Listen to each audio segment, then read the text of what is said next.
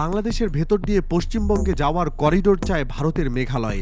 ক্ষমতাচ্যুত দল স্বৈরাচার আওয়ামী লীগের সময় নেওয়া এ উদ্যোগ পুনরুজ্জীবিত করতে চেষ্টা চালাবে রাজ্যটি। রাজ্যের মুখ্যমন্ত্রী কনরাড সাংমা শুক্রবার রাজধানী শিলংয়ে নিজ কার্যালয়ে সাংবাদিকদের সঙ্গে এক মতবিনিময় সভায় কথা বলেন। জানা গেছে, সাংমার প্রস্তাবিত এই করিডোরটির দৈর্ঘ্য ১০০ কিলোমিটার বা তার চেয়ে বেশি হবে, যা মেঘালয়ের মহেন্দ্রগঞ্জের সঙ্গে পশ্চিমবঙ্গের দক্ষিণ দিনাজপুর জেলার বন্দর শহর হিলিকে সংযুক্ত করবে। মহেন্দ্রগঞ্জ এবং হিলি দুই শহরের সঙ্গে সীমান্ত রয়েছে বাংলাদেশের। করিডোরটি নির্মাণ করা গেলে পশ্চিমবঙ্গ ও ভারতের অন্যান্য অঞ্চলের সঙ্গে মেঘালয়ের ভৌগোলিক দূরত্ব কমে আসবে। মহেন্দ্রগঞ্জের পাশাপাশি মেঘালয়ের তুরা, বাঘমারা, ডালু এবং ডাউকি জেলার সঙ্গে পশ্চিমবঙ্গের সংযোগ স্থাপন সম্ভব হবে।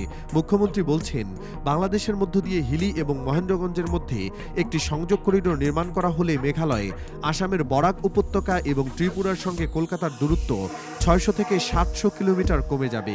তিনি বলেন, এটি হবে একটি বিকল্প অর্থনৈতিক করিডোর। তবে কবে নাগাদ এটি হতে পারে তা বলা খুব কঠিন, কারণ এর সঙ্গে বাংলাদেশের সরকারও যুক্ত। তিনি জানান, বাংলাদেশ সরকার পরিবর্তনের আগে এই ইস্যুতে ঢাকার সঙ্গে মন্ত্রী পর্যায়ে বৈঠক করেছিল নয়াদিল্লি।